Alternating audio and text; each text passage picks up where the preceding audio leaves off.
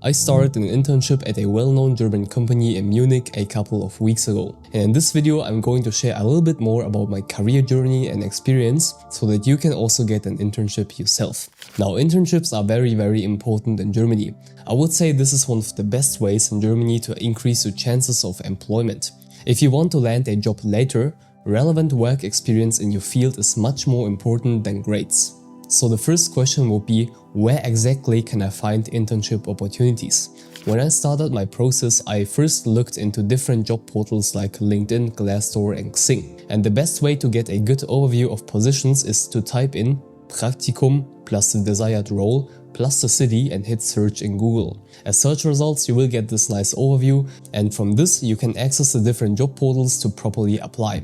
For example, in my case, I typed in Praktikum UI UX Design München. UI UX Design was one of the roles I want to get into in Munich. Now the problem is that these job listings are very competitive, since they are public and a lot of people apply for them. Especially in big cities, it's quite difficult to get into a well-known company. So let's talk about the hidden job market and networking. This is the real sauce. Apparently 40% of jobs and internship positions are not on public listing websites. In Germany, this is called Vitamin B. So Vitamin B means taking advantage of personal relationships to get access to special positions.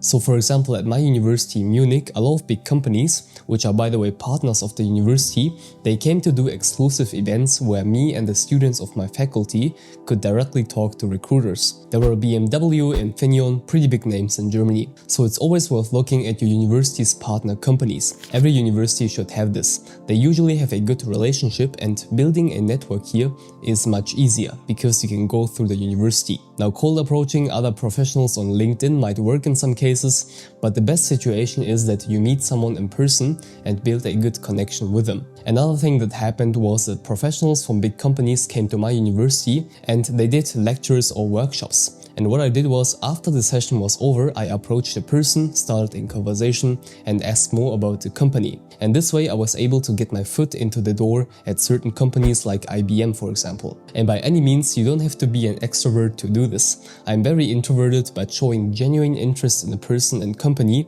is the key to success here. Now you can also ask other people who went through this process before, students in higher semesters, professors, your parents or their friends.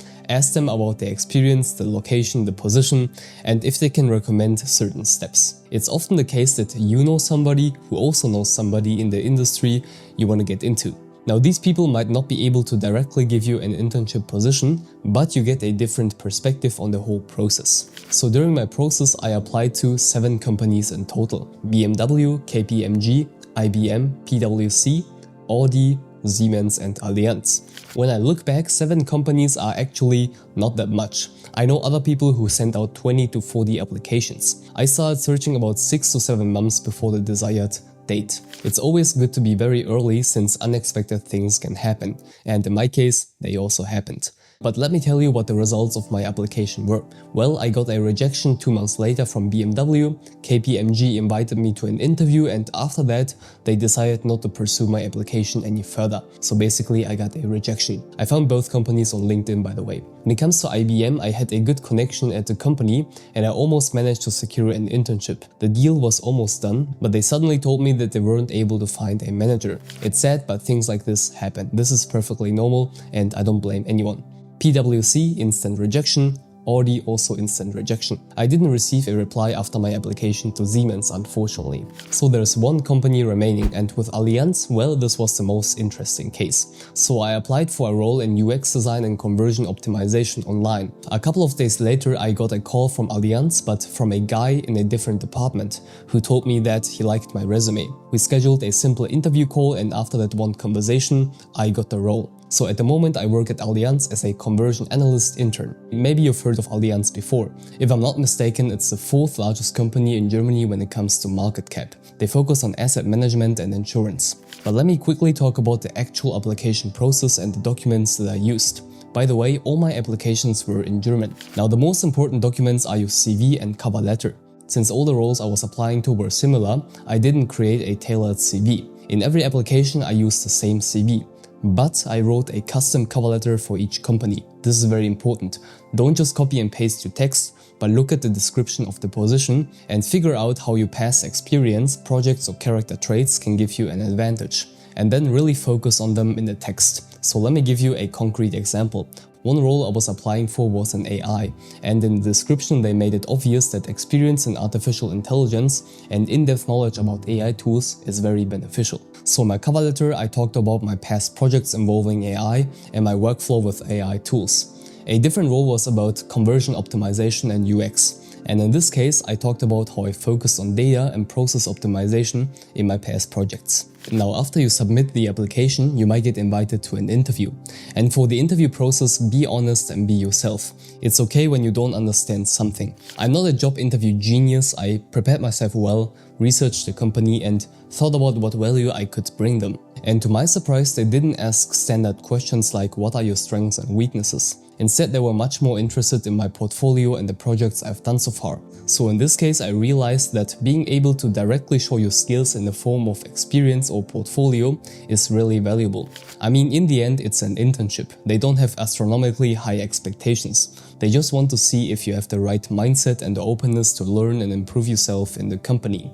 Now, depending on the role you are aiming for, the interview format can be different. My role was not too technical, so there were no coding challenges, for example. But there is one more question. What are some good companies in which you can get an internship role? Well, this is different for every person in industry, but there are certain criteria that you can look out for. Unless you really need it, don't focus too much on the money at first. The purpose of an internship is to learn as much as you can and create a good relationship with the company. I think you can't do anything wrong by going for big, well-known companies first. Brand recognition and having their name on the resume can help you later in your career. In general, I would say DAX 30 corporations, so the 30 biggest companies in Germany, are quite nice places to work. Siemens, SAP, BMW, Mercedes, Bayer and so on. But if you look at this map, there are also so many more opportunities and important players in Germany.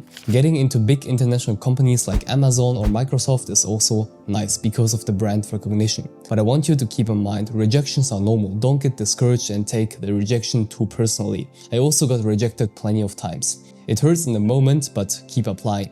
One thing I did was, whenever I got rejected after an interview, I directly asked the recruiter in a polite way what I was lacking and how I could improve myself. Getting this honest feedback really helped me not to make certain mistakes again. And being able to speak good German is also important. I can't stress this enough. Now, it might be possible to find an internship in English only, but they are very, very rare. You usually need both German and English, and this helps you during networking and in your job. If you want to learn German directly from me, check out Speedy German and other useful resources in the video description. Subscribe and join our huge Discord community. Love you and stay focused.